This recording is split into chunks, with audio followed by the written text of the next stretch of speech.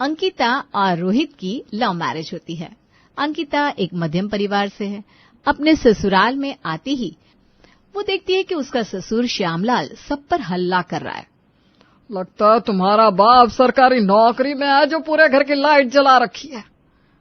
शादी हो गई है, बहू घर आ गई है, लाइट की जरूरत नहीं है।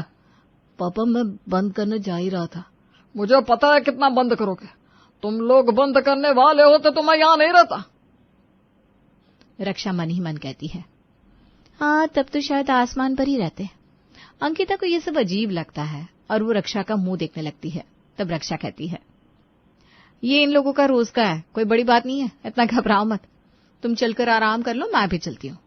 रक्षा अपने कमरे में आराम करने चली जाती है। घर के बाकी सभी भी अपने अपने कमरे में चले जाते हैं।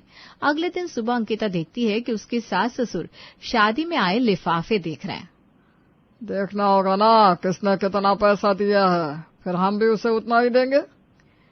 उतना क्या, कम ही देंगे। रिसेप्शन हमने कितना बेजोड़ दिया वो नहीं देखा किसी ने। ऐसा कोई देता है क्या हमारे कास्ट में? देखो तो रक्षा की माँ आई थी रिसेप्शन में, उन्होंने कितना दिया है? मात्र 500 रुपए। इतना तो हम दूसरों की शादी में जाते ना तब भी नहीं देते, और उन्होंने अपनी बेटी के ससुराल में दिया। छी छी छी, सुनाती हूँ बहू को कैसे उसके मायके वाले। इतने में श्यामलाल और पिंकी की नजर अंकिता पर पड़ती है और वो कहते हैं, बहू तो नाश्ता बना ले और रक्षा को बोल दे मैं बुला रही हूँ। जी मम्मी जी। तेरे मायके से तो बहुत आया बहू, अच्छा लगा हमें। रिश्तेदारी में आदमी नहीं देगा तो कहाँ देगा, ऐसे ही देते रहना चाहिए। अपने पापा से कह देना सब अच्छा लगा। ठीक है पापा जी। अंकिता रक्षा को आने के लिए कहती है। रक्षा पिंकी के पास आती है और कहती है, मम्मी जी आप बुला रही थी? हाँ बुला रही थी मैं तुझे। ये तेरी माँ ने दिया है 500 का नोट, और ये क्या है, शर्ट पैंट के कपड़े दिए, लोकल चालू माल। कभी देखा है अपने ससुर को ऐसा वैसा पहनते हुए? ब्रांडेड पहनते, ब्रांडेड। मम्मी जी जो मेरी मम्मी ने दिया है उसमें खराबी क्या है? अपनी दही को खट्टा कौन कहता है? खराबी नहीं है तो तेरा भाई आएगा ना उसे दे दूंगी। रक्षा अपने कमरे में जाकर बहुत रोती है। दिन बीतने लगते हैं। फिर एक रोज रोहित बाजार से आम खरीद कर ले आता है और पिंकी उससे कहती है, आम कैसे लिए बेटा? 120 रुपए किलो। मैं आ रहा था तो एकदम फ्रेश फ्रेश आम देखकर मन ललचा गया तो ले लिया। दिमाग ठीक हो गया ना? क्योंकि अब तो आम 50 रुपए किलो हो गए। अरे ठग आ गया है तो जा वापस करके आ, मैं कल ले आऊंगी। अब वापस कैसे होगा मम्मी, अच्छा नहीं लगता ना। अरे अच्छा बुरा क्या है उसमें, पैसे पेड़ पर उगते हैं क्या? वापस करके आ जा। रोहित आम वापस करने चला जाता है। अंकिता को ये सब देखकर बहुत बुरा लगता है। वो मन ही मन कहती है, इतने कंजूस आदमी है ये लोग जिसकी हद नहीं है, और भाभी को उनके मायके से आने वाले सामान पर कितना सुना रहा है। रात को अंकिता और रक्षा मिलकर सबको खाना परोसती है। तब श्यामलाल पिंकी से कहता है, वो सामने वाली मॉल है ना, उसके बाहर सेल लगी है, वहीं से चादर पर्दे और जो लाना है ले आना। सेल में है तो जो रेट कहेगा दे मत देना, कम करवा कर लेना। हाँ और नहीं तो क्या, उतने में थोड़ी ना ले लूंगी, पागल थोड़ी ना हूं। अगले दिन पिंकी अंकिता से कहती है, बहू 11 बजे बाजार खुलते ही चल लेंगे हम लोग। थोड़ा लेट हुआ तो अच्छे अच्छे माल छट जाएंगे, तो तैयार हो जाना। जी मम्मी जी। 11 बजते ही दोनों सास बहू बाजार के लिए चली जाती हैं। फिर मॉल पहुंचकर पिंकी कहती है, देखा बहू ठीक समय पर आ गए हम लोग, एक से एक चादर लटकी हुई है, लूट लो जल्दी से छांट लेते हैं। अंकिता और पिंकी मिलकर 10 चादर और 15 पर्दे निकाल कर कहती हैं, भैया इसका रेट लगाओ। अब रेट क्या लगाओ, पहले से सब इतने सस्ते सेल में लगा हुआ है, अब इसमें क्या कम करूं? अरे कम कैसे नहीं करोगे, एक साथ इतना ले रहे हैं, पड़ा रहेगा तुम्हारा माल सुबह सुबह। बोनी अपनी खराब मत करो, मैं इन सबके 2500 दूंगी। रहने दो, 500 के हिसाब से एक है और अब 2500 इन सबके दोगी। मेरा माल मेरे पास पड़ा है, ठीक है निकलिए आप लोग। पिंकी दुकानदार से बहस करती रहती है और 200 के हिसाब से सब सामान 5000 में ले आती है। एक पैकेट तो उठा ले, एक मैं उठाती हूँ। जी मम्मी जी रिक्शा कर लेते हैं ना। रिक्शा? दिमाग तो ठीक है, बगल में जाने के लिए रिक्शा करेंगे क्या? चल पैदल, मैं भी तो चल रही हूँ। दोनों सास बहू घर वापस चली आती हैं। इतने सस्ते चादर और पर्दे पर किसी को भरोसा ही नहीं हो रहा था। फिर पिंकी लीची देखकर कहती है, अरे रक्षा ये लीची कहाँ से आई? वो मम्मी जी पड़ोस में मीना आंटी है ना, उनकी बेटी की सगाई हुई है, उसी के ससुराल से आया है। अरे वापस दे आया, ऐसी लीची हम खाते भी है क्या, सड़ी गली सी, बुद्धि नहीं है क्या, सस्ता वाला बेटी के ससुराल भेज देते हैं। मम्मी जी कल मेरा भाई आ रहा है। आने दे, क्या दिक्कत है। अगले दिन रक्षा का भाई केले लेकर उसके घर आता है। दीदी अभी यहाँ कोई दुकान नहीं खुली थी तो मैं केले ले आया। ट्रेन में इतना सब कुछ लेकर ट्रैवल करना मुश्किल होता है ना। अरे तो क्या हुआ, बहन का ही तो घर है। जीतू एक दिन के लिए आता है और खा पीकर चला जाता है। जीतू के जाते ही पिंकी रक्षा को ताना देते हुए कहती है, एक ढंग का फल भी तुम्हारी माँ से भेजा नहीं क्या, ऐसे सस्ते फल भेजती है, इससे अच्छा भेजती नहीं। अरे क्या ही जरूरत थी भेजने की। मम्मी जी ट्रेन लेट पहुंची ना, रात की जगह दूसरे दिन सुबह 4 बजे पहुंची, कोई फल मिल ही नहीं रहा था केले के सिवा, तो वो क्या करता बेचारा। अरे छोड़ ये सब बहाने, मुझे पता है ना तेरी माँ से पैसे छूटते नहीं। अंकिता का मन बहुत खराब हो जाता है। ससुराल कब से महंगा हो गया। आज मम्मी जी दिन भर भाभी को सुनाती रहती है, कल मुझे भी इसी तरह सुनाएंगी, टॉर्चर करेगी, तब क्या करूंगी मैं। मुझे कुछ करना पड़ेगा, वरना इन्हें एक जरा वक्त नहीं लगेगा मेरे मायके वालों को नीचा दिखाने में। रोहित और यश दोपहर में खाना खाते हुए कहते हैं, आज संडे मूवी चला जाए क्या। हाँ भैया, थोड़ा फैमिली टाइम भी स्पेंड हो जाएगा। बहुत पैसा है ना तुम दोनों के पास, तो मुझे दे दो। पैसा बर्बाद करने से अच्छा होगा क्या फैमिली टाइम। ये कौन सी बात हुई, किसी को आना है तो आओ, मैं तो जाने वाला हूँ। जाने के लिए अंकिता और रक्षा भी हाँ कर देती है। पिंकी और श्यामलाल को लगता है कि सब जा रहे हैं उन दोनों को छोड़कर, तो पिंकी कहती है, अब जब सब जा ही रहे तो हम भी चलेंगे ना। शाम को सब मूवी के लिए जाते हैं। टिकट का दाम सुनकर श्यामलाल कहता है, इतना महंगा टिकट, टिकट के पास ऐसे 3 किलो घी आ जाएगा और 3 महीने तक चलेगी। हर जगह पैसा नहीं देखा जाता। हॉल के अंदर पिंकी किसी को खाने का कुछ मंगवाने ही नहीं देती। एक पॉपकॉर्न मंगवा लेते ना, सब साथ में खाएंगे, पॉपकॉर्न के बिना मूवी अच्छी नहीं लगती। तेरे मायके से तो 2 रुपए का सामान आता है और यहाँ कहती है पॉपकॉर्न खाना है, कुछ नहीं आएगा। रक्षा की आंख भर जाती है। ये देखकर अंकिता अपने मन में कहती है, मम्मी जी बस बहुत हो गया, कल देखिएगा आप। रात में मूवी देखकर घर जाकर रक्षा और अंकिता खाना बनाती है और सबको खिलाती है। भाभी आप इतना दुखी क्यों हो रही है, अब मैं हूं आपके साथ। क्या करूं मैं, मेरा मायका इतना पैसे वाला नहीं है अंकिता। क्या भाभी कैसी बातें बोल रहे हो, कल की बात देखना, मम्मी जी किसी को कुछ नहीं कहेगी, आप आराम से सो जाओ। सब सोने चले जाते हैं। इधर अंकिता पिंकी के भाई भाभी को फोन करके कहती है, मामी जी कल मम्मी और पापा जी की वेडिंग एनिवर्सरी है, तो कल उन्हें सरप्राइज देंगे हम, आप दोनों को आना है। ठीक है, मैं और तेरे मामा जी आ जाएंगे। अगले दिन अंकिता सुबह सुबह रक्षा से कहती है, भाभी खाने में आज डिश बनाते हैं, पापा जी मम्मी जी की वेडिंग एनिवर्सरी का सरप्राइज, रात में केक कटिंग। ठीक है, इडली बना लेते हैं, पूरा दिन चल जाएगा, और दोपहर में डोसा बना लेंगे, रात में इडली डोसे के साथ चाउमीन। कैसा लगा मेनू। एकदम जबरदस्त। नाश्ता सबको बहुत पसंद आता है। इतने में ही पिंकी के भाई भाभी उषा और विधु आते हैं। हैप्पी वेडिंग एनिवर्सरी दीदी। अरे आप लोग अचानक, शुक्रिया शुक्रिया। उषा और विधु खाली हाथ ही आए थे और सबके साथ बैठकर बातें करने लगते हैं। रात में केक कटिंग होता है। पिंकी और श्यामलाल सब कुछ देखकर बहुत खुश होते हैं। फिर सब कुछ न कुछ गिफ्ट देते हैं पिंकी को, लेकिन विधु 500 का नोट देता है और कहता है, दीदी मेरी तो इतनी हैसियत है। भाई ये 500 भी मेरे लिए बहुत मायने रखते हैं। 500 नहीं, ये 5000 है मेरे लिए। दोनों भाई बहन आपस में गले लगते हैं। तब अंकिता कहती है, मामी जी 500 भी कोई देता है क्या, हम तो किसी दूसरे के यहाँ भी 500 नहीं देते। क्या बोल रही हो अंकिता, मुंह पर लगाम रखो। क्यों मम्मी जी, आपने यही तो भाभी से कहा था जब उनकी मम्मी ने 500 दिया था। खुद के लिए अलग नियम, हमारे लिए अलग। आप और पापा जी 1-1 रुपये के लिए किचकिच करते रहते हो और भाभी को हमेशा उनके मायके वालों के लिए सुनाते रहते हो। जहाँ 1-1 रुपये देखकर खर्च होते हैं, वो ससुराल बहुओं के लिए महंगा कब से हो गया। दीदी अंकिता सही तो कह रही है। पिंकी और श्यामलाल बहुत शर्मिंदा होते हैं और ससुराल बहुओं के लिए भी सस्ता हो जाता है। घिसको ना पापा। अरे कहाँ खिसक जाओ बेटा, जगह हो तो घसको ना, जरा तुम भी सरको शिप्रा। क्या सरको सरको सरको कहकर फ्लैट से मुझे अपने जॉइंट फैमिली के घर में ले आए तुम। अब क्या चाहते हो, सड़क पर चली जाऊं मैं। वो कौन सा दिन था जिस दिन मैंने तुम्हें हाँ कहा था, पागल हूं मैं। 25 दिसंबर मम्मी, अपनी एनिवर्सरी भी भूल गई तुम, बताओ। इसीलिए कहता हूँ गुस्सा कम किया करो। ये लो बोले तुम्हारे लाडले, पढ़ाई तो इनसे होती नहीं और बेफिजुल की बातें देखो कैसे अच्छे से कर लेता है। तू रुक, अब अगर तेरे यूनिट टेस्ट में कम मार्क्स आए ना तब बताती हूँ तुझे। उसे ह्यूमर कहते हैं मम्मी, ह्यूमर।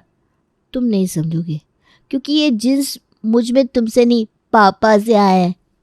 इस तरह रात बीत जाती है। अगली सुबह अपने मायके से क्या नहीं लेकर आई थी मैं। अलमारी हो, बिस्तर हो, सोफा हो, सब कुछ लेकर आई थी मैं। उसके बाद भी सोना मुझे नसीब ही नहीं होता। जीना ही हराम है साला। अरे बाप रे बाप, आराम से भाभी, आराम से। ये क्या गाली गलौज पर उतर आई हैं आप? पापा जी सुन लेंगे तो क्या सोचेंगे? तो क्या करूं, रात से नींद पूरी नहीं हुई है मेरी। तू ही बता, नींद पूरी ना हो औरत की तो चिढ़ेगी ही ना। 24 घंटे काम करती हूँ मैं, एक टांग पर रसोई में खड़ी रहती हूँ। उसके बाद भी जब रात को बिस्तर पर जाती हूँ तो जगह ही नहीं होती। तभी हॉल से मोहित आवाज लगाकर कहता है, पापा तब से बैठे हुए हैं, पराठे लाती रह गई क्या तुम शिप्रा? अरे ला रही हूँ भाई, ला रही हूँ। खुद चढ़ जाओ क्या तवे पर। शिप्रा पराठे लेकर बाहर आती है और क्या देखती है कि आशु तो अभी तक तैयार ही नहीं हुआ। ये क्या, तो अब तक तैयार नहीं हुआ? कैसे होता मम्मी, जैसे ही शर्ट पहनता हूँ मुझे नींद आ जाती है, फिर उठता हूँ, फिर पैंट पहनता हूँ, फिर से मुझे नींद आती है। अरे मोहित बेटा, जाकर जरा इसे डॉक्टर को दिखा कर आ, कहीं कोई बीमारी तो नहीं हो गई मेरे बच्चे को। नहीं दादी, बीमारी हो जाती तो टेस्ट नहीं देने पड़ते, पर मेरी इतनी अच्छी किस्मत का, वो तो पूरी रात सोया ही कहा हूँ मैं। कभी मम्मी कहती थी इधर किसको, कभी पापा कहते थे उधर किसको। ऐसे में मुझे नींद कैसे आती दादी? सुन रहे हो तुम, बच्चा रात भर सोया नहीं तुम्हारे कारण। अरे घर में मेंबर बढ़ रहे हैं तो चीजें भी बढ़ाने की सोचो। वो तो एक बिस्तर नसीब हो गया, वो भी मेरे पापा ने शादी के वक्त दे दिया था, वरना तुम तो मुझे जमीन पर ही सुलाते। सुनिए ना, बच्चों को तकलीफ हो रही है, देखिए जरा कुछ नया बिस्तर बनवा देते हैं बहू। मोहित तू आज ही जाकर कारपेंटर को लेकर आ। नया बिस्तर बनवाने की क्या जरूरत है पापा जी, रेडीमेड ही बिस्तर आते हैं आजकल। एक और बिस्तर खरीद लेते हैं, दोनों को जोड़ देंगे, वही तो बात हुई। कब कारपेंटर आएगा, कब बिस्तर बनाएगा, कब जाकर मुझे सोना नसीब होगा। उससे अच्छा मैं ऑनलाइन ही बिस्तर मंगवा लेती हूँ। और अगली ही सुबह ऑनलाइन एक बिस्तर मंगवाकर शिप्रा अपने कमरे के मेन बिस्तर के बगल में लगवा देती है। इसी तरह छोटी मोटी नोकझोंक के साथ दिन बीत रहे थे। फिर एक सुबह मनीषा बाथरूम में नहा रही थी और बाहर उसकी बहू उसे ढूंढ रही थी। मम्मी जी कहाँ हैं आप? मम्मी जी। अरे अब कौन मर गया, उठती सारे काम निपटा कर नहाने जाती हूँ, उसके बाद भी मम्मी जी करने लगती हो तुम दोनों। नाराजगी छोड़िए मम्मी जी, गुड न्यूज़ है। हैं? अरे मैंने बेकार में ही डांट दिया। अगर ऐसी बात थी तो पहले बताना चाहिए ना बेटा। चल तू बैठ, मैं तेरे पैरों में मालिश कर देती हूँ, आजा। मेरे पैरों में मालिश क्यों करेंगी आप मम्मी जी? फिर तो मैं एक और बेड ही मंगवा लेती हूँ। आप लोग क्या समझ रहे हैं, वो वाली गुड न्यूज़ नहीं। आपकी सबसे बड़ी बहन यानी पारुल मौसी जी आ रही हैं। कितनी बार कहा मैंने आपको बाथरूम में फ़ोन ले जाया कीजिए, जब भी आप नहाने जाती हैं और बाहर आपका फ़ोन बज जाता है। सो मैंने उठा लिया था। वही मौसी जी कह रही थी कि कल तक पहुंच जाएंगी। बड़ी साली साहिबा आ रही है, मैं चला जाऊंगा उन्हें स्टेशन लाने के लिए। मौसी जी आ रही हैं? तब तो ज़रा घर को ठीक करना होगा मम्मी जी। हमारा मिक्सर ग्राइंडर भी सही से नहीं चल रहा है, एक नया मंगवा ले क्या? मान लीजिए मौसी जी ने चटनी मांग ली और मिक्सर ही नहीं चला तो कितनी बेइज्जती हो जाएगी ना हमारी। पर मिक्सर ग्राइंडर रखेंगे कहाँ? रसोई में जगह कहाँ बची है? यहाँ बाहर हॉल में रख देते हैं ना। ठीक है, फिर मंगवा ले बहू। बिस्तर के बाद मिक्सर ग्राइंडर मंगवाकर शिप्रा बड़ी खुश थी।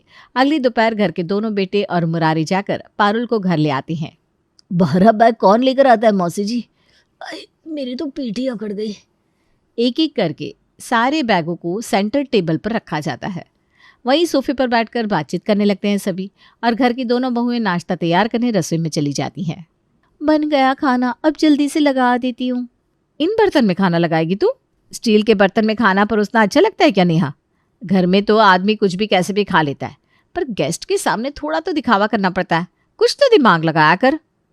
अब हमारे पास डिनर सेट है नहीं तो इसी में खाना लगाएंगे ना भाभी। बस काम की चीज़ तो इस घर में रहती नहीं और मोहित को लगता है मैं बेफिजुल के खर्च करती हूँ। एक बार सुषमा आंटी के घर से मैं क्रॉकरी सेट मांग कर ले आती हूँ। अभी तो एक बार का खाना हो जाएगा, फिर शाम को वक्त मिलते ही बाजार जाकर एक डिनर सेट खरीद लेंगे। शिप्रा फौरन अपनी पड़ोसन के घर जाकर डाइनिंग सेट लेकर आती है और अपनी मौसी सास को खाना परोसती है। अरे ये क्या बात हुई बहू कि हम सब खाना खाएंगे और तुम दोनों खड़ी रहोगी। बैठो नेहा, बैठो शिप्रा। ठीक है ना मौसी जी, आप लोग खाइए, मैं गर्मा गर्म फुलके सेकती जाती हूँ और लाती हूँ। शिप्रा भाभी आप भी बैठ जाइए खाने पर। शिप्रा आगे आकर बैठने जाती है, पर वो बैठेगी कहाँ, घर के सारे लोगों ने पहले ही चेयर्स ले लिए थे। डाइनिंग टेबल ज़रा बड़ा होना चाहिए था, नहीं जीजा जी? बेटों की शादी हो गई है, अब तो दिन भर फ्री रहती होगी मनीषा, तो इन चीज़ों पर ध्यान रखा कर ज़रा। इस उम्र में हम बूढ़ों का काम ही क्या होता है, घर में क्या घटा क्या बढ़ा इन पर नज़र रखने का। खैर मेरा खाना हो गया, मैं जा रही हूँ आराम करने। इतनी लंबी जर्नी के बाद ना बहुत थकावट हो गई है। पारुल अपने कमरे में सोने चली जाती है, पर एक कीड़ा शिप्रा के दिमाग में छोड़ देती है, बड़े से डाइनिंग टेबल का। रात को शिप्रा मोहित से कहती है, 20,000 रुपये चाहिए मुझे। अच्छा ये ले पकड़ 20 रुपये, और इसमें 1000 मिला लेना, हो गया 20,000। रात में ना मेरे साथ मजाक मत किया करो शिप्रा, ऐसे ही आज मौसी जी के बैग उठा उठा कर कंधे दुख रहे मेरे। मजाक नहीं कर रही हूँ मैं, देखा नहीं आज कैसे मौसी जी ने बातों बातों में कह दिया, बड़ा डाइनिंग टेबल नहीं है क्या मनीषा? अब वो जितने दिन रहेगी टेबल की प्रॉब्लम तो होगी ना। 2 दिन की बात है शिप्रा, एक बार मौसी जी ने बोल दिया तो क्या हम डाइनिंग टेबल ले आएंगे? और ऐसे भी कौन से रोज़ रोज़ मेहमान आते हैं हमारे घर। हम लोगों की ज़रूरत के हिसाब से हमारा डाइनिंग टेबल ऑलरेडी बड़ा ही है, साथ में बैठकर खाते ही कहाँ हैं हम, कोई कमरे में खाता है कोई सोफे पर बैठकर। ठीक है, फिर कल सुबह दोपहर और रात का खाना नेहा अकेले ही बना लेगी, क्योंकि अब रसोई में मैं नहीं जा पाऊंगी।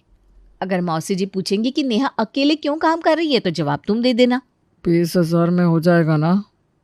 अपनी मौसी के सामने अपने खानदान की इज्जत बचाने के लिए बेचारा मोहित चुपचाप 20,000 रुपये निकाल कर अपनी बीवी के हाथ में रख देता है। अपनी आंखें मसलती हुई सवेरे सवेरे मनीषा अपने कमरे के बाहर आती है और डाइनिंग टेबल से टकरा जाती है। सत्यानाश हो, मेरे कमरे के बाहर ये डाइनिंग टेबल कौन सरका कर लिया है? आज पिटाई खाएगा तू आंसू मुझसे। मनीषा चश्मा पहनती है और देखती है कि डाइनिंग टेबल तो अपनी जगह पर है। वहाँ एक डाइनिंग टेबल है, यहाँ एक डाइनिंग टेबल है, या अचानक रातों रात घर में 2-2 डाइनिंग टेबल कैसे हो गए? भाभी ने मंगवाया है मम्मी जी। जी मम्मी जी, मैंने मंगवाया है। अब मैं नहीं चाहती कि मेरे सामने कोई मेरी सास को इस बात पर ताने दे कि हमारे घर में चीज़ों की कमी है। मैं तुझे कुछ लाने से मना करती हूँ क्या कभी बेटा? पर डाइनिंग टेबल की क्या ज़रूरत थी? और ये पारुल तो बेकार में फेंकती है, इसके घर में तो लोग ज़मीन पर बैठ कर खाते हैं और हमारे यहाँ डायलॉग मार रही है। आज रात को तो निकल जाएगी वो, फिर क्या करेंगे इन 2-2 डाइनिंग टेबल का? पर मनीषा को पता नहीं था कि पारुल के जाने से पहले भी अभी बहुत सा ड्रामा होना बाकी था। अरे शिप्रा बेटा ज़रा यहाँ आना, ये बैग में से चीज़ें मिल ही नहीं रही। तो आपने अब तक अपने कपड़े बैग में क्यों रखे मौसी जी? कोई होटल में थोड़ी ना है, आप घर पर है। लाइए, मैं बैग का सामान अपनी अलमारी में रख देती हूँ। बड़ी गुणवान है बेटा, बड़ी गुणवान है। शिप्रा अपनी मौसी सास का बैग लेकर अपने कमरे में जाती है, पर उसकी अलमारी में इतनी जगह नहीं होती कि पारुल के कपड़े उसकी अलमारी में आ सके। इस घर में सबको लगता है कि मैं बेकार की चीज़ें मंगवाती रहती हूँ। एक और अलमारी होती तो ये प्रॉब्लम नहीं होती। आज मुझे फिर से ताने सुनने पड़ेंगे मौसी जी से। गुस्से में शिप्रा अपनी मौसी सास के कपड़ों को दूसरे डाइनिंग टेबल पर लगा देती है। इससे डाइनिंग टेबल का यूज़ भी हो जाता है। आराम से 2 दिन अपनी बहन के यहाँ छुट्टी मनाकर पारुल वापस लौट जाती है। अगली सुबह खाने के टेबल पर क्या काम आ रहा है ये नया डाइनिंग टेबल? बेकार में मंगवा लिया ना तुमने। और ये डाइनिंग सेट, रसोई में तो जगह ही नहीं है, बार बार बिल्ली घुस जाती है, एक भी प्लेट गिराना तो टूट जाएगा और हो जाएगा नुकसान। 6,000 का डाइनिंग सेट का मतलब पैसों का पानी करना कोई तुमसे सीखे।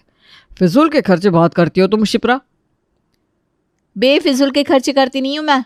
करती होती ना तो खुद के लिए डायमंड सेट लेकर आती, घर वालों के लिए डाइनिंग सेट नहीं। और ये डाइनिंग सेट दूसरे डाइनिंग टेबल के ऊपर सज जाएगा और सेंटर टेबल पर मिक्सर ग्राइंडर रख देंगे हम।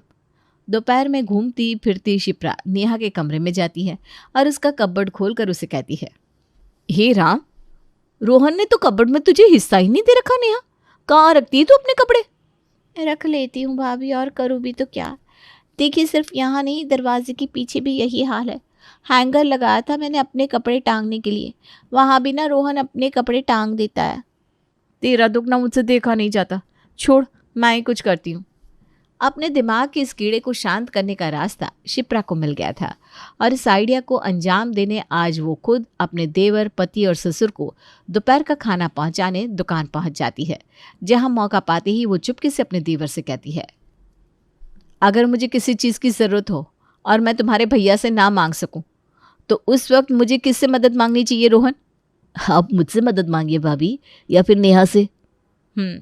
ऐसे ही अगर नेहा तुमसे मदद ना मांग पा रही हो और मुझसे मदद मांगे तो क्या वो गलत कर रही है? क्या बात है भाभी, मुझे कुछ समझ में नहीं आ रहा। प्रिया को किसी चीज़ की ज़रूरत है, उसके लिए उसे पैसे चाहिए, पर मेरे पास पैसे नहीं है रोहन। तुम्हारे भैया से पहले ही मैं इतने पैसे ले चुकी हूँ, अब मैंने मुंह खोला तो घर में कलेश हो जाएगा। क्या तुम एक बार मुझे 10,000 रुपये दे सकते हो? मैं लौटा दूंगी। अरे 10,000 क्यों भाभी, आप 15,000 लीजिए ना। बिना सोचे समझे रोहन अपनी भाभी को 15,000 रुपये दे देता है। रात को जब सभी दुकान से लौटते हैं तो उन्हें मिलती है हॉल में एक बड़ी सी अलमारी। भगवान, ये घर है या स्टोर रूम? जरा भी जगह नहीं बची हॉल में। ये अलमारी कौन लाकर रख गया यहाँ? मजाक बात करते हैं देवर जी आप। इस अलमारी के पैसे आप ही ने तो दिए थे मुझे। बेचारी नेहा को कपड़े रखने में प्रॉब्लम हो रही थी तो मैंने एक अलमारी मंगवा ली। अब आराम से पापा जी या आप में से किसी को भी अपने कपड़े रखने हो तो वो भी अपने कपड़े रख सकता है। कितनी बड़ी अलमारी है, अब बहुत सस्ते में आई है। एक काम क्यों नहीं करती शिप्रा, हमारे हॉल को किराए में देना शुरू कर दो। जिस हिसाब से तुमने इसमें कचरा भरा है लोग भी आकर भर देंगे, कम से कम उसका किराया तो देंगे हमें। शिप्रा भी फिजुल में फालतू चीज़ें लाती जाती और अपने घर के हॉल में भरती जाती, क्योंकि अपने कमरे में तो उसने पहले ही जगह नहीं छोड़ी थी और थोड़ी बहुत कसर जो बची थी वो आज सुषमा पूरी कर देती है। सुषमा मनीषा के घर आती है और सोफे पर बैठती है। आइए आइए आंटी जी, कैसी हैं आप? अरे बेटा, मेरा ना मिक्सचर ख़राब हो गया है, एक बार ज़रा अपना मिक्सचर ग्राइंडर देना तो। देख रही है मम्मी जी, अच्छा हुआ ना कि मैं मिक्सचर लेकर आई थी। हाँ, नहीं तो दुनिया यहाँ की वहाँ हो जाती ना। खैर, मिक्सचर तो मैं बिल्कुल ही दूंगी आंटी जी, पर पहले आपको चाय पीनी पड़ेगी। शिप्रा रसोई में जाती है और चाय बना कर लाती है, पर सेंटर टेबल इतना भरा हुआ था कि चाय रखने की भी जगह नहीं थी, जिस पर टॉन्ट मारती हुई सुषमा कहती है, एक सेंटर टेबल और ले आती बेटा ये दिक्कत ना होती। और सच में रात तक शिप्रा एक और सेंटर टेबल ले आती है। शिप्रा के ससुराल वाले उसकी ये घर को मंडी बनाने की आदत से परेशान हो चुके थे। आज रात को शिप्रा के सोने के बाद सभी मनीषा और मुरारी के कमरे में जाते हैं और इस बात पर बात करते हैं। ये रोज रोज दुकान से पैसे मैं नहीं निकाल सकता मम्मी, अपनी बहू को समझाओ ना, आज तो हद ही हो गई। शिप्रा को देख देख कर आंसू भी यही चीज़ सीखने लगा है। दोनों माँ बेटे मिलकर घर को भरते जा रहे हैं। देख तो मैं भी रहा हूँ, कुछ ज़्यादा ही खर्च हो गया इस महीने। बहू मुझसे भी पैसे मांगने लगी है, अब मैं उसे मना भी नहीं कर पाता, पर क्या बोलूँ उसे। एक काम कर नेहा, तू कुछ कर, तू अगर अपनी भाभी को समझाएगी तो शायद कुछ हो सकता है। मैंने तो बहुत समझाया पापा जी, पर भाभी सुनती कहाँ है। फिक्र मत करो तुम लोग, अब शिप्रा सब सुनेगी। एक काम कर मोहित, अपनी सास को कॉल कर और यहाँ बुला ले। अब ये सारा कचरा तेरी सास ही साफ करवाएगी। अगली सुबह अपने ससुराल जाकर मोहित अपनी सास को ले आता है। माथे पर बड़ी सी बिंदी, भारी आवाज और टेढ़ी मेढ़ी चाल के साथ मंदोदरी अंदर आती है। आइए आइए मम्मी जी, अंदर आइए। ये किस गोदाम में ले आया बेटा मुझे तू? ये आपको गोदाम लग रहा है मम्मी जी? ये तो आपकी बेटी का सजाया हुआ ससुराल है। मैं नहीं मानती। अब मैं क्या बोलूं ये गोदाम तो आपकी बेटी का ही बनाया हुआ है मम्मी जी। खैर आप कमरे में तो चलिए। चलिए ना आंटी जी, मैं आपको कमरे तक ले चलती हूँ। हॉल में पहले ही इतना सारा सामान था और 5-7 लोग थे, उसके बाद चलने की जगह बचे तो कैसे बचे। मंदोदरी एक कदम आगे बढ़ाती है कि मुंह के बल धड़ाम से नीचे गिर जाती है। हॉल से इतनी जोर की आवाज़ सुनकर शिप्रा भागती हुई बाहर आती है और सोफे से चढ़कर अपनी माँ के पास पहुँचती है। हाँ, आप गिर कैसे गए मम्मी? तुम्हारी गलती होगी मोहित, बताना चाहिए था ना मम्मी को कि सोफे से चढ़ना है, डाइनिंग टेबल क्रॉस करना है और उसके बाद कमरे में जाना है। बेचारी सीधे रास्ते आ रही होगी। तेरे सीधे रास्ते का पैदा मारू? ये क्या रायता फैला कर रखा है तूने? ये तेरे घर का हॉल है या गोदाम? एक कदम रखने की जगह नहीं है। जमीन में 4-4 कालीनें कौन बिछा देता है? वो भी 4 अलग अलग रंग की। 2 sofa set, 2 centre table, 2 dining table. ये हॉल है कि मजाक? किराए पर देने के लिए सामान इकट्ठा कर रही है क्या तू? बहू का कमरा तो अभी तक आपने देखा ही नहीं समधन जी। हमारी बहू ना हम शक्ल खेलती है। एक जैसे 2 सामान उसके कमरे में मिलेंगे। 2 बिस्तर है, 2 पंखे हैं, 2 लालटेन है। बस बच्चा और पति एक एक है आंटी जी। मैं समझ गई था माँ जी कि सुबह सुबह आप मुझे यहाँ क्यों लेकर आए। बस 2 मिनट दीजिए मुझे। मंदोदरी अपनी बेटी का हाथ पकड़कर उसे रसोई में लेकर जाती है और एक घुमाकर उसकी पीठ पर मारती है। माँ, गलती हो गई। जैसे ही आवाज़ हॉल तक आती है सभी समझ जाते हैं कि अब उन्हें कुछ भी करने की ज़रूरत नहीं है और मनीषा का प्लान पास हो चुका है। ज्यादा सामान नहीं भर लिया है क्या हॉल में हमने? मैं क्या कहती हूँ मम्मी जी। नहीं नहीं बेटा, मुझे तो कम ही लग रहा है। क्यों? क्या मम्मी जी आप भी ना मजाक कर रही हैं? मैं OLX पर डाल देती हूँ, सब चीज़ें बिक जाएंगी, मोटा पैसा भी आ जाएगा और फिर मैंने जिन जिन से पैसे लिए मैं सबको वापस भी कर दूँगी। ठीक है ना मम्मी? हाँ ठीक है 2 दिन में ये सब बिक जाना चाहिए। और अगर दोबारा तूने अपने घर को सब्जी मंडी बनाया ना तो अगली बार तू ही 2 देखेगी सबको। हाँ। अपनी बेटी के होश ठिकाने लगाकर मंदोदरी वापस लौट जाती है और शिप्रा के ससुराल वालों को शिप्रा की नौटंकी से छुट्टी मिल जाती है। देवरानी हमेशा अपनी जिठानी से जलती रहती है और उसे हर वो चीज़ वैसी ही चाहिए होती है जैसी जिठानी के पास है। जिठानी की बहू आती है जो सर्वगुण संपन्न होती है, जिसकी वजह से देवरानी को जलन होती है। देवरानी भी अपने लिए वैसी ही बहू लाने जाती है, लेकिन मामला उल्टा पड़ जाता है। सुबह के समय सब लोग नाश्ता करने बैठे हैं, तभी जेठ जी अपने बेटे राजेश शर्मा की शादी की बात छेड़ते हैं और ये भी बताते हैं कि राजेश के लिए एक बहुत अच्छा रिश्ता आया है। ये सुनकर सब लोग बहुत खुश हो जाते हैं सिवाय रीना के। अरे सुनो सब लोग, मैं सोच रहा था कि राजेश की अब शादी की उम्र हो चुकी है और राजेश अच्छा खासा जॉब भी करता है, तो क्यों ना हम उसकी शादी के बारे में सोचें। हाँ बेटा, तुम्हारी बात बिल्कुल बराबर है। मैं भी तुमसे राजेश की शादी के बारे में बात करने ही वाला था। हाँ राजेश के पिताजी, अब राजेश की शादी की उम्र तो हो चुकी है। अरे मुझे तो कुछ औरतें पूछ भी रही थी, अगर राजेश की शादी करानी है तो उनके पास बहुत अच्छे रिश्ते भी हैं। उसकी कोई ज़रूरत नहीं है माँ, मेरे एक दोस्त की तरफ से एक बहुत अच्छा रिश्ता आया है। आप लोग कहे तो हम लोग लड़की देखने जा सकते हैं। वो तो मुझे कह रहा था कि इस रविवार अगर मुमकिन हो तो लड़की देखने आ जाओ। अरे तो देर किस बात की बेटा, चलो चलते हैं इस रविवार को लड़की देखने, किसी को कोई दिक्कत तो नहीं है ना। रीना बैठे बैठे बात सुन रही थी लेकिन कुछ कहती नहीं। राजेश बेटा, तुम्हें रविवार को फुर्सत तो है ना? हाँ दादाजी, मुझे फुर्सत है, हम चल सकते हैं लड़की देखने। ठीक है, तो इस रविवार का पक्का कर लेते हैं। रविवार का दिन आता है, सब लोग लड़की देखने जाते हैं। सबको लड़की पसंद भी आती है। लड़की सुंदर और सुशील होती है, तोल मोल के परिवार से होती है। दोनों परिवारों में काफ़ी चीज़ें एक जैसी होती है। जल्दी ही शादी तय हो जाती है और कुछ दिन के बाद नई बहू मतलब कि रीना की जिठानी की बहू घर में आ जाती है। रीना सोचती है कि जिठानी और उसकी बहू में आपस में बनेगी नहीं, लेकिन ऐसा कुछ नहीं होता। उल्टा जिठानी और उसकी बहू दोनों की आपस में खूब जमती है। नई बहू जानकी घर में सबका ध्यान भी अच्छे से रखती है और जल्द ही सब लोग उसके बारे में अच्छी अच्छी बातें करने लगते हैं।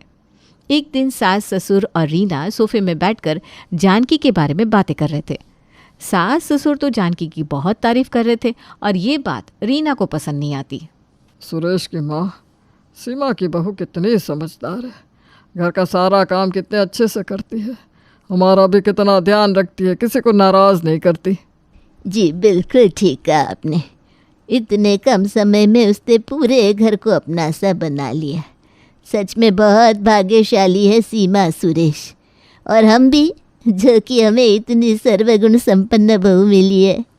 रीना पास में बैठकर सुन रही थी और सीमा पर जल भी रही थी, क्योंकि सीमा को इतनी अच्छी बहू मिली है जिसकी तारीफ घर में सभी लोग कर रहे हैं, लेकिन वो कुछ कहती नहीं। बेचारी दिन भर कितनी मेहनत करती है, सीमा को तो कुछ शिकायत का मौका ही नहीं देती। बराबर कहा आपने, सुबह से लेकर शाम तक पूरा दिन काम में लगी होती है, सबको खुश रखती है। सच में बहू हो तो ऐसी। अब रीना से और बर्दाश्त नहीं होता और वो जलन में आकर गुस्से से जानकी के बारे में उल्टा फुल्टा बोलने लगती है। ससुर जी, अभी तो वो काफ़ी नहीं है, ज़्यादा तारीफ करके चने के झाड़ पर चढ़ाने की ज़रूरत नहीं है उसे। देखना थोड़े ही दिन में अपने असली रंग दिखाने शुरू कर देगी। तुम तो कुछ भी कहती हो रीना, मुझे तो उसका स्वभाव बहुत समझदार लगता है। खाक समझदार, ये आजकल की लड़कियां हैं ना, इनके नखरे आपको पता नहीं सासू माँ। अभी ऐसा दिखा रही है कि समझदार है, सबको संभाल लेगी, लेकिन कुछ ही दिन में हमें पता चल जाएगा कि सच में ऐसी है भी या नहीं। तब देखेंगे सीमा दीदी को कैसा लगता है। लेकिन तुम सीमा की इतनी फिक्र क्यों कर रही हो? तुम्हारा भी तो एक बेटा है, अब तो नौकरी भी करने लगा है।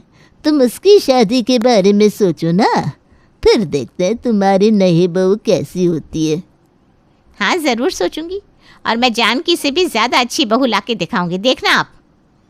वो तो बाद में देखा जाएगा, पहले तुम ये तो देख लो कि तुम्हारा बेटा अमित अभी शादी करने के लिए तैयार है भी कि नहीं।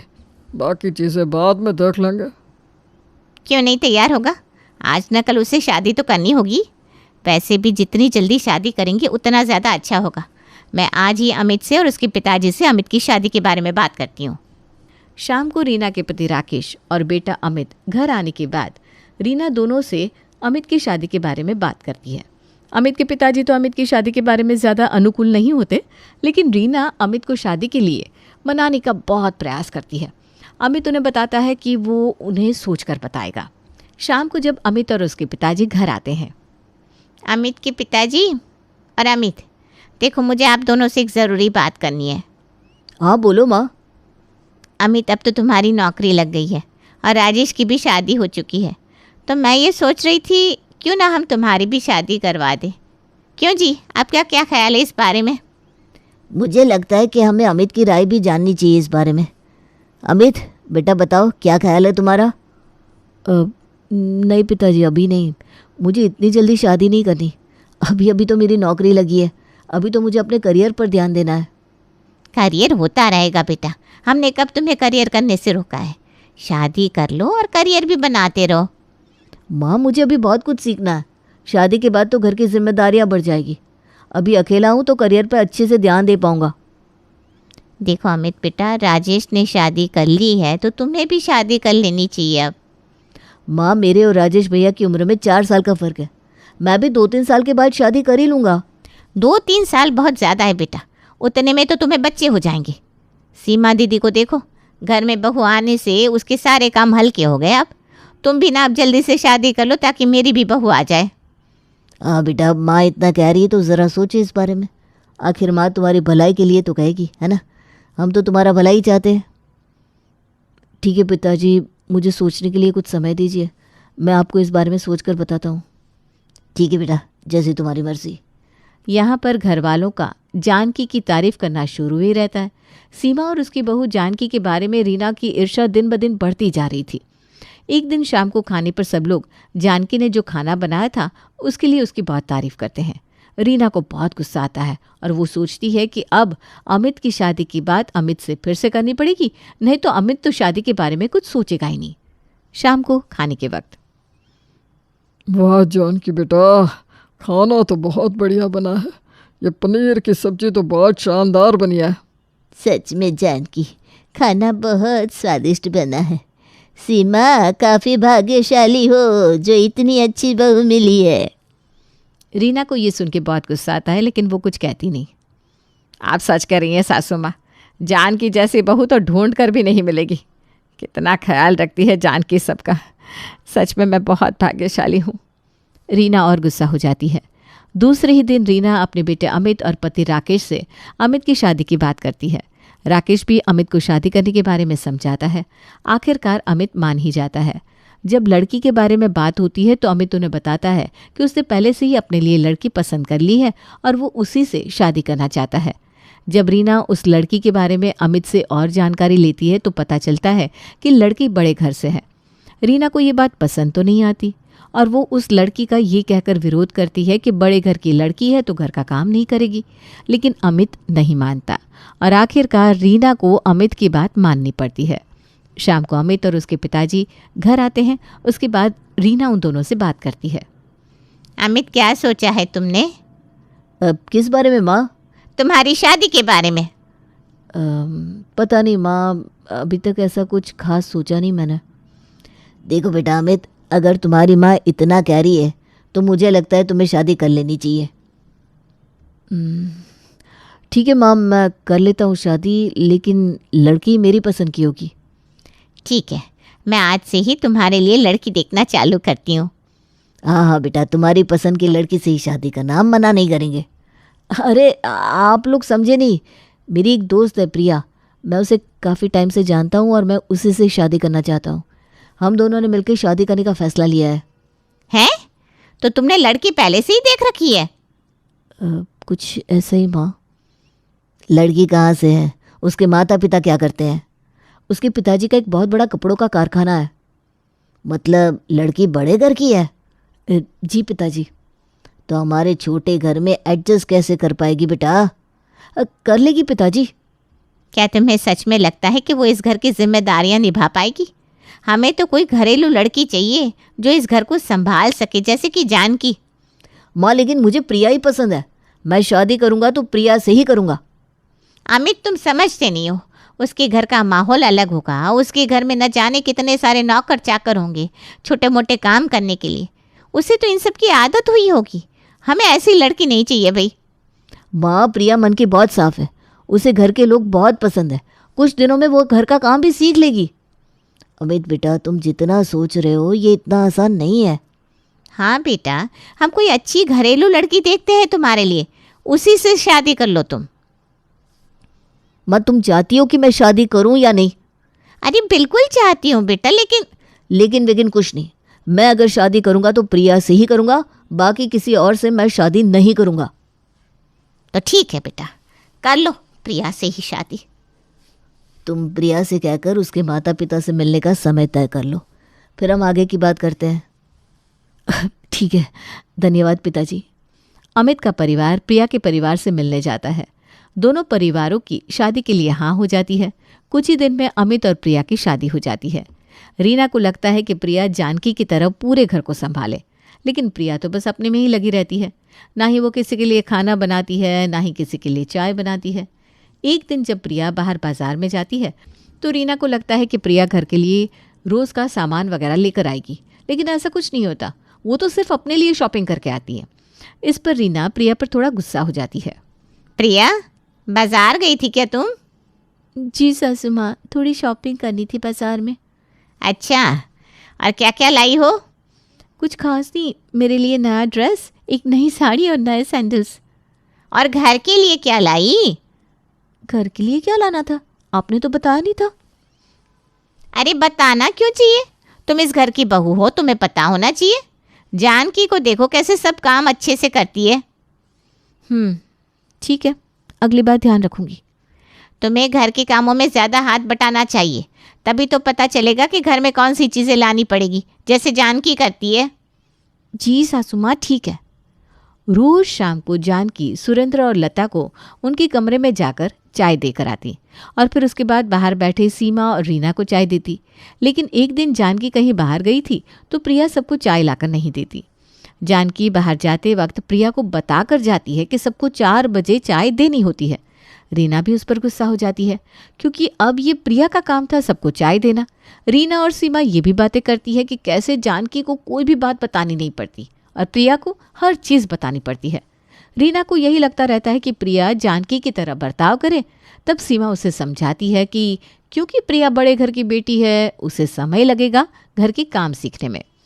शाम का समय होता है। रीना और सीमा बाहर बैठकर सब्जियां साफ कर रहे थे। अरे चाय का समय हो गया है, जानकी ने अभी तक चाय नहीं लाई, ना ही उसने सासू माँ और ससुर जी को चाय दी। अरे मैं तो भूल ही गई, जानकी तो बाहर गई हुई है ना। लेकिन उसने प्रिया को सबको चाय देने के लिए तो कहा था, कहाँ है प्रिया? रीना गुस्सा हो जाती है और प्रिया को आवाज़ देती है। प्रिया, कहाँ हो तुम? प्रिया कमरे से बाहर आती है। क्या हुआ सासू माँ, आपने मुझे बुलाया? अरे जानकी ने तुम्हें सबको 4 बजे चाय देने के लिए कहा था ना। 4:30 होने को आए, अभी तक चाय नहीं आई। ससुर जी और सासू माँ भी चाय का इंतज़ार कर रहे होंगे। कहाँ है चाय? तुम जानती हो इस घर में सबको 4 बजे चाय की आदत है। जानकी कभी भी सबको 4 बजे चाय देना नहीं भूलती। तुम्हें हर चीज़ 2-2 बार क्यों बतानी पड़ती है? वो सासू माँ, मैं भूल गई थी, मैं अभी चाय बना कर लाती हूँ। क्या कर रही थी तुम अपने कमरे में? कुछ नहीं सासू माँ, फ़ोन पे बात कर रही थी, कहा ना अभी लाती हूँ चाय बनाकर। ये कहकर प्रिया चाय बनाने चली जाती है। इस प्रिया को ना हर चीज़ बतानी पड़ती है। जानकी को देखो, कोई भी चीज़ बतानी नहीं पड़ती, हर काम कितने अच्छे से करती है। मैं तो अमित से कह रही थी मत करो बड़े घर की लड़की से शादी, लेकिन अमित सुने तब ना। कोई बात नहीं रीना, प्रिया अच्छी लड़की है, थोड़े लाड़ प्यार में पली है ना, तो नए घर में एडजस्ट होने में उसे थोड़ा ज़्यादा टाइम लगेगा। अरे भाई कितना टाइम लगेगा, जब देखो तब कुछ ना कुछ बहाने। तुम उसकी तुलना बार बार जानकी के साथ मत करो। जानकी एक अलग लड़की है, हमारे जैसे ही घर में पली बड़ी है, इसलिए उसे घर के संस्कार के बारे में ज़्यादा पता है। तुम प्रिया को थोड़ा समझाओ, थोड़ा टाइम दो। उतने में रीना और सीमा की सासू माँ लता आ जाती हैं। अरे भाई तुम दोनों यहाँ बैठी बैठी क्या कर रही हो? कुछ नहीं सासू माँ, थोड़ा काम कर रहे थे। ससुर जी पूछ रहे हैं 4:30 होने को आए, आज चाय मिलेगी कि नहीं? बस 2 मिनट में प्रिया ला रही है। तुम्हें पता है ना ससुर जी को ठीक 4 बजे चाय लगती है। तुमने प्रिया को बताया नहीं? बताया था सासू माँ, मैं माफ़ी चाहती हूँ, बस अभी 5 मिनट में चाय आ जाएगी। ठीक है, मैं तुम्हारे ससुर जी को बता के आती हूँ। 2 दिन बाद सुबह का नाश्ता रीना की बेटी कुसुम और प्रिया को मिल के बनाना था, लेकिन प्रिया अपने कमरे से बाहर ही नहीं आती, उसकी नींद लग जाती है। कुसुम को अकेले नाश्ता बनाना पड़ता है। इस पर रीना वापस गुस्सा हो जाती है। कुसुम नाश्ता बना के बाहर बैठती है। उतने में रीना आती है। क्या हुआ कुसुम, ऐसे क्यों बैठी हो? नाश्ता बना के हो गया क्या? और प्रिया कहाँ है? अभी तक नाश्ता ही बना रही है क्या? नहीं माँ, मुझे अकेली कोई नाश्ता बनाना पड़ा। क्यों, प्रिया नहीं आई तुम्हारी मदद करने? नहीं माँ, वो नहीं आई। क्यों, उसे क्या हुआ? पता नहीं माँ। तुमने उसे बुलाया कि नहीं? आवाज़ दी लेकिन वो आई नहीं। मुझे लगा थोड़ी देर में आ जाएगी, लेकिन वो नहीं आई। फिर मैंने उसके मोबाइल पे कॉल भी किया रसोई से, लेकिन उससे कॉल उठाया ही नहीं। पता नहीं क्या कर रही है, शायद अभी तक सो रही है। इस लड़की का क्या करूँ समझ में नहीं आ रहा। सोचा था अमित की शादी करा दूंगी तो जानकी जैसी बहू मिलेगी और फिर सीमा दीदी को बराबर से दिखाऊंगी, लेकिन ये तो चक्कर उल्टा ही हो गया। यहाँ तो हमें ही से बार बार झेलना पड़ रहा है। ये भी तो गलत है ना माँ, तुमने सीमा चाची को नीचा दिखाने के लिए अमित भैया की जल्दी शादी करवा दी। अब थोड़ा समय दो प्रिया भाभी को इस घर के नियम समझने को। अरे बहुत समय दे चुकी हूँ, और कितना समय दूँ? उसे थोड़ा प्यार से समझाओ ना, वो अच्छी लड़की है, समझ जाएगी। उतने में प्रिया आती है। मुझे माफ़ करना कुसुम, मैं ना आज ज़्यादा जल्दी उठ गई थी, लेकिन थोड़ा समय था तो मैं थोड़ा लेट गई और फिर ना मेरी नींद लगी। माफ़ कर देना। कोई बात नहीं भाभी, मैंने आज के लिए नाश्ता बना दिया है। देखो प्रिया, मैं जानती हूँ तुम्हारे घर में नौकर चाकर थे, इसलिए तुम्हें घर के कामों की आदत नहीं होगी, लेकिन इस घर में हमें सब काम खुद ही करने पड़ते हैं। हर सदस्य को एक जिम्मेदारी दी गई है और लोग उसे प्यार से निभाते भी हैं। इसी से घर में सुख शांति और खुशी बनी रहती है। मैं जानती हूँ सासू माँ, मैं मेरे मायके में भी थोड़ा बहुत काम करती थी, अपनी माँ का हाथ बटाती थी, तो मुझे इन कामों की थोड़ी बहुत आदत है। ये तो काफ़ी अच्छी बात है। मैं यहाँ पर भी ना पूरी कोशिश कर रही हूँ। थोड़ा समय लगेगा लेकिन मैं कर लूँगी। कोई गलती हुई तो आप मुझे ज़रूर डांटें, मैं बुरा नहीं मानूंगी। मैं पूरी कोशिश करूँगी कि इस घर के नियम और संस्कारों का पालन करूँ। ठीक है प्रिया बेटी, और मैं इसमें तुम्हारी पूरी मदद करूँगी। रोहन एक अमीर परिवार का बिगड़ेल बेटा था। एक तो घर वाले पहले ही अमीर, दूसरा रोहन YouTube पर वीडियो बनाकर अच्छे खासे पैसे खुद ही कमा लेता था, तो फिर उसकी अय्याशियों को रोकता ही कौन। अपने दोस्तों के साथ रात के 10 बजे रोहन दिल्ली की सड़कों पर गेड़ियां मार रहा था कि तभी उसकी नजर एक शादी के समारोह पर पड़ती है। लाइफ तो जीनी है, ये रोड पर गेड़ियां मार मार कर मैं तो थक गया। चलो किसी को बकरा बनाते हैं। तेरी तो पहुंच ऊपर तक है, तू तो हर बार बच जाता है, फंस तो हम जाते हैं। मुझे नहीं जाना कहीं। तेरी फ्रेंडशिप के चक्कर में एक दिन मेरी बलि जरूर चढ़ जाएगी। अरे यार, एक तो प्रैंक बनता है, वैसे भी बड़े दिनों से चैनल पर व्यूज नहीं आ रहे। ऐसा प्रैंक करूंगा ना कि एक बार में 8-10 मिलियन ऐसे ही चले जाएंगे, और फिर आएंगे रोकड़े और होगी अय्याशिया। तुम सबको पीना है ना? नहीं पीना तो बोलो। अरे क्या करना होगा बता चल। और सभी लड़के पगड़ी वगड़ी पहनकर सज धज कर ऐसे रौब में अंदर जाते हैं मानो वो दूल्हे के दोस्त हों। तो ये हो गया camera on. Hello friends, Rohan is back. अब भाई तू मुझे कोई डेयर दे और मैं उसे फुलफिल करके ना दिखाऊं ऐसा तो हो ही नहीं सकता। सामने देख, मंडप में रस्में चल रही है, तो तू जा और दुल्हन की मांग में सिंदूर भर दे। रोहन, तू तो गया इस बार।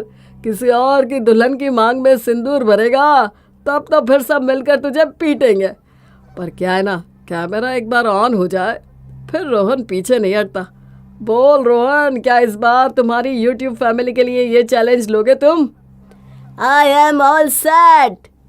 और अपना सीना चौड़ा किए रोहन स्टेज पर चढ़ जाता है। दे दिया ना धोखा तुमने मुझे। इस खजूर जैसी शक्ल वाले के लिए तुमने मुझे छोड़ा था, पर मैं ये होने नहीं दूंगा। तुम मेरी थी और मेरी ही रहोगी। और ये डायलॉग मारता हुआ रोहन पंडित जी के पास से सिंदूर उठाकर प्रिया की मांग में भर देता है। देखा पापा, देखा, मुझे तो पहले ही शक था कि प्रिया का चक्कर किसी के साथ चल रहा है। मेरा शक सही निकला। तो रात में यहाँ नंबर बिजी आता था तुम्हारा। अरे क्यों धोखा दिया तुमने मुझे? क्या मिला मेरी जिंदगी बर्बाद करके तुम्हें? अब हम 1 मिनट भी यहाँ नहीं रुकेंगे पापा, चलिए यहाँ से। और तभी गुस्से से लड़की का बाप उठकर जोर से दहाड़ता है। अबे भूत नहीं के कौन है बे? आजा, तू तेरा भूत मैं निकालता हूँ। गुस्से में भैरव रोहन को कॉलर पकड़कर उसे हवा में उठा देता है और एक सीटी बजाता है। इसके बाद 20-30 लठेत रोहन को घेर लेते हैं। मुझे लगा ही था एक दिन अपने प्रैंक के चक्कर में ये जेल जाएगा। मैं तो चला यहाँ से। रोहन के सारे दोस्त माहौल को गर्म होता देख रोहन को अकेला छोड़कर रफू चक्कर हो जाते हैं। मुझे माफ कर दीजिए अंकल जी, वो सामने देखिए। अरे प्रिया, सामने देखो, वहां पर कैमरा लगा हुआ है। Smile please. सीरियस नहीं होने का, ये प्रैंक था। फ्रेंड्स देखिए क्या कुछ सहता है आपका रोहन आपके लिए। तुम्हारा प्रैंक गया तेल लेने। जिस लड़की की मांग कोई और भर चुका हो उसकी मांग मैं नहीं भरने वाला। पापा जी, ओ पापा जी। ये कहकर प्रिया का होने वाला पति फूट फूट कर रोने लगता है। इसे देखकर भैरव का गुस्सा और भी बढ़ जाता है। तूने नहीं जाना कि तूने किससे पंगा ले लिया। ये इलाका मेरा है, अब तो यहाँ से तेरी लाश निकलेगी। ऐसा मत कहिए अंकल जी, मेरे घर पर मेरी माँ मेरा इंतजार कर रही होगी। कोई तो उपाय होगा अंकल जी, कोई तो उपाय होगा ना। कन्या के विवाह पर किसी को मारने का इतना बड़ा पाप अपने सर पर मत लीजिए भैरव जी। कन्या के होने वाले पति ने तो उसे स्वीकार करने से मना कर दिया है, तो अब बच्ची का विवाह उसी से होना चाहिए जिससे उसकी मांग भरी गई है। मुझसे? क्या नहीं नहीं नहीं, ओ गॉड। बिल्कुल ठीक कह रहा है पंडित जी। बबलू, पकड़ इस लड़के को और बिठा दे मंडप में। बड़ा शौक था ना मांग भरने का, आज इसका सारा प्रैंक निकालता हूं मैं। पंडित जी मंत्र पढ़ना शुरू करते हैं और इसी तरह प्रिया की शादी हो जाती है रोहन से। बेगानी शादी में अब्दुल्ला दीवाना ये तो आपने सुना होगा, पर ये तो बेगानी शादी में खुद बन गया दुल्हा वाली बात हो गई थी। इठलाती हुई वर्षा सीढ़ियों से उतरती हुई नीचे हॉल में आती है, जहाँ पहले से ही उसकी किटी की फ्रेंड्स बैठी हुई थी। Oh my god Varsha, what a neck piece. तूने फिर से गले का हार लिया?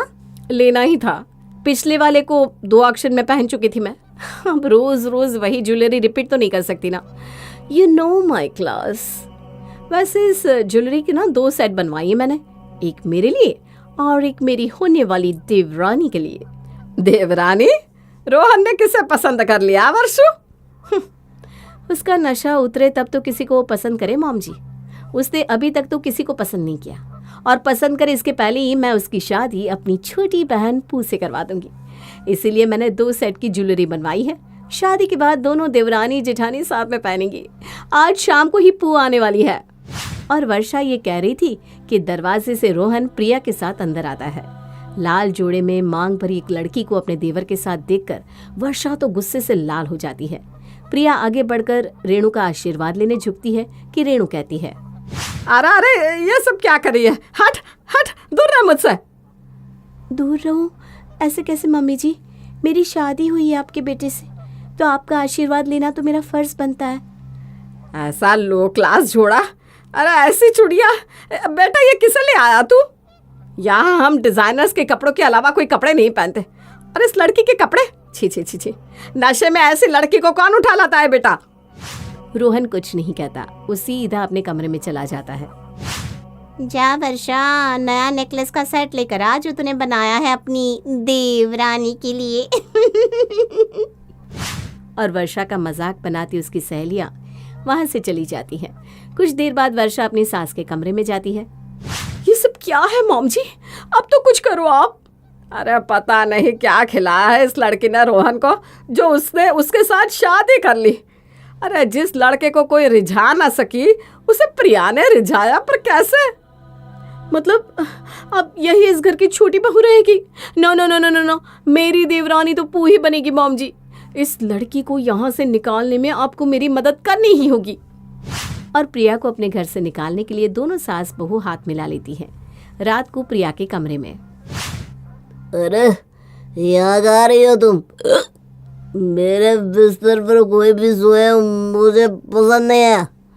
वैसे भी ना मैं होश में नहीं हूँ। हाथ पैर चला दूंगा तो लग जाएगी तुम्हें, फिर तुम्हारे पापा कहेंगे मेरी बेटी को मार दिया। फिलहाल तुम नशे में हो तो एक बात जरूर बोलूंगी। तुम्हें पता है मैं बिल्कुल भी उस खजूर जैसी शक्ल के लड़के से शादी नहीं करना चाहती थी। देखा नहीं कैसे मंडप में फूट फूट कर रो रहा था? मुझे तो तुम्हारे जैसा लड़का पसंद था, पर पापा को अपनी मर्जी चलानी थी। पर किस्मत तो देखो, मंडप में ही दूल्हा बदल गया। अब होश में आते ही तुम सारी बातें भूल जाओगे। तुम्हें चढ़ी हुई है तो तुम्हारा नशा मैं उतार देती हूँ। किचन में जाकर प्रिया नींबू पानी बनाकर लाती है और रोहन को पिलाती है। नींबू पानी पीने के बाद रोहन लगातार उल्टियाँ करता जाता है और 2 घंटे प्रिया उसकी पीठ सहलाती रहती है। अब जाकर कुछ अच्छा लग रहा है। तुम अपने पापा जैसी नहीं हो प्रिया। धीरे धीरे चलता हुआ रोहन हॉल की ओर जाता है और बाहर सोफे पर ही सो जाता है। प्रिया अकेले अपने कमरे में बिस्तर पर सो रही थी कि उसी वक्त वर्षा चुपके से उसके कमरे में जाती है और पिंजरे से बड़े बड़े चूहे प्रिया के कमरे में छोड़कर कमरा बाहर से बंद कर देती है। अब इस लड़की को पता चलेगा कि इस घर में आकर कितनी बड़ी भूल की है इसने। पता क्या चलेगा मम्मी जी, बस 10 मिनट रुक जाओ, चीखने की आवाज आने ही वाली है अंदर से। इस प्रिया ने क्या सोचा था, इतने बड़े घर के लड़के को फंसाकर आराम से शादी करके अपनी पूरी जिंदगी बिताएगी? पागल समझा है क्या हमें? अपनी आखिरी रात इस घर में एंजॉय कर लो प्रिया, कल सुबह तो तुम्हें टट्टा बाय बाय करना ही है। दोनों सास बहू काफी देर अंदर से चिल्लाने की आवाज का इंतजार करती रहती है, पर अंदर से कोई आवाज नहीं आती और प्रिया के कमरे के दरवाजे के बाहर ही वर्षा और रेणु की आंख लग जाती है। अगली सुबह, मम्मी जी उठिए, मेरे कमरे के बाहर क्या कर रही हैं आप? तू अपने कमरे से बाहर कैसे आई? दरवाजा तो बाहर से बंद था, और तू सलामत कैसे है? दरवाजा बंद हुआ तो क्या हुआ मम्मी जी, इतनी बड़ी खिड़की तो है और मैं तो नेशनल लेवल एथलीट हूँ, खुद कूद कर बाहर आ गई। वैसे आपको पता है कल मुझे क्या मिला? मेरे कमरे में 4 बड़े बड़े चूहे मिले। आपको क्या बताऊं कि चूहे मुझे कितने प्यारे हैं। हॉल में एक्वेरियम के बगल में उन चारों का छोटा सा घर बनाकर रखा है मैंने। कितने खुश है मेरे बच्चे, जाकर देखो तो एक बार। क्या? हाँ भाभी, चूहे सांप बिच्छू ये सब ना मुझे बहुत पसंद है।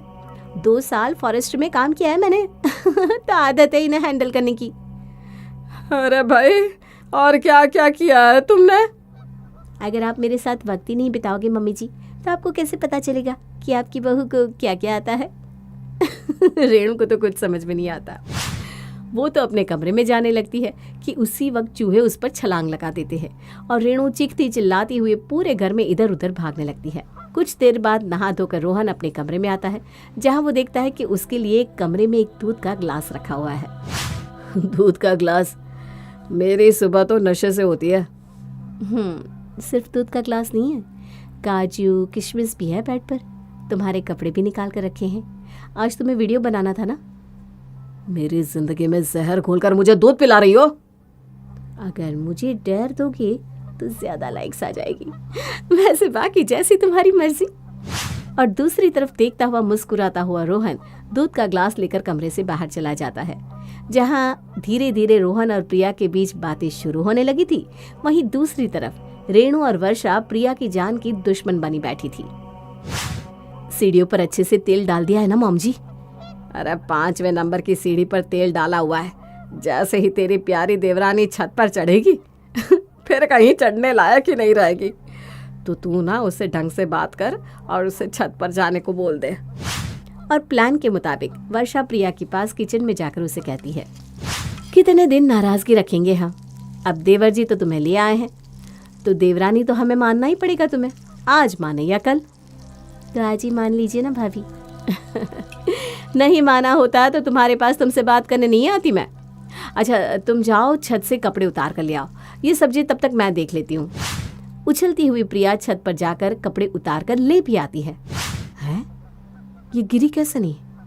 मम्मी जी से एक काम नहीं होता, पता नहीं तेल डाला भी था कि नहीं। वर्षा गुस्से में अपनी सास के कमरे में जाती है और उनसे कहती है, कितना अच्छा मौका था हमारे पास मम्मी जी, कितना अच्छा उपाय निकाला था मैंने। नहीं गलती तो मेरी हो गई जो ये काम मैंने आप पर छोड़ दिया। आप तो आराम करने चली गई।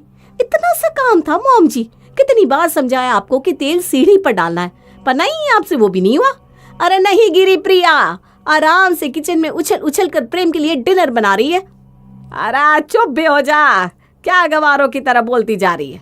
तुझ पर भी ना प्रिया का असर आ गया है। मैंने तेल डाला था सीढ़ी पर, पता नहीं वो गिरी कैसे नहीं। सच सच बताइए मॉम जी, आपने तेल डाला था क्या? अरे तुझे विश्वास नहीं होता ना, चल तू मेरे साथ चल। रेणु वर्षा का हाथ पकड़कर सीढ़ियों के पास ले जाती है। कहाँ है तेल? इन्हीं सीढ़ियों से तो वो मटकती हुई ऊपर गई और मटकती हुई नीचे आ गई। कैसे गई जरा दिखा तो। ओके, मैं ही आपको चढ़कर दिखाती हूँ। ये कहते ही जैसे वर्षा सीढ़ियों पर चढ़ती है, उसका पैर तेल पर पड़ जाता है और वो फिसलती हुई नीचे धड़ाम से आकर गिर जाती है। बचाओ, हाय मेरी कमर। प्रिया भागते हुए आती है और वर्षा को उठाती है। ये छत की सीढ़ियों पर तेल किसने डाल दिया? सत्यानाश हो जाए उसका। तुम भी तो छत से आई थी प्रिया, तुम कैसे नहीं गिरी? लॉन्ग जंप आता है मुझे भाभी, मैं आपकी तरह एक एक सीढ़ियों पर पैर रखकर कहाँ चल रही थी। एक बार मैं 4-5 सीधी छलांग के ऊपर चढ़ रही थी। हो सकता है मेरा पैर जिस सीढ़ी पर पड़ा हो उसमें तेल ना गिरा हो।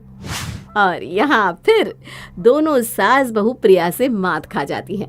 पर रेणु और वर्षा इतनी जल्दी हार मानने वालों में से नहीं थी। किचन में जब प्रिया खाना बना रही थी, ये अच्छा मौका है मम्मी जी, एक बार प्रिया को सबकी थाली परोसने दीजिए।